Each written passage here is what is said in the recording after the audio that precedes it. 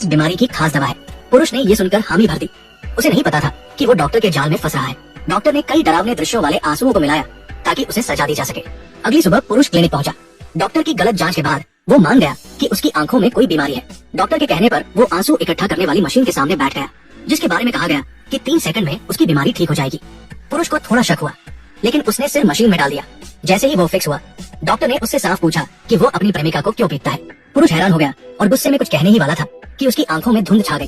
वो बेहोश हो गया और डरावने दृश्य उसके सामने आने लगे। 3 सेकंड भी नहीं बीते थे कि उसे चक्कर आने लगे और वो टिक नहीं पाया। इस अजीब अनुभव से उसे एहसास हुआ कि ये जगह ठीक नहीं है, लेकिन अगले ही पल वही डरावने दृश्य फिर दिखने लगे। हिम्मत करके वो कार में बैठकर वहाँ से भाग गया। घर पहुँचने के बाद भी वो परेशानी से उबर नहीं पाया था। जैसे ही वो टूटने वाला था, उसकी प्रेमिका घर आई और उसे देखा, लेकिन जैसे ही उसने अपने प्रेमी को सहारा दिया, उसने कैंची उठा ली और आत्मरक्षा के लिए हमला कर दिया। भ्रम में उसने अपनी प्रेमिका को दुश्मन समझ लिया और कैंची चलाकर उसे मार डाला।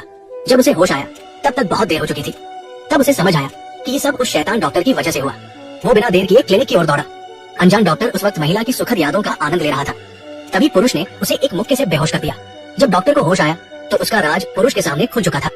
पुरुष ने सारे आंसुओं को सिरिंज में भरा और उसे उसकी सजा देने का फैसला किया।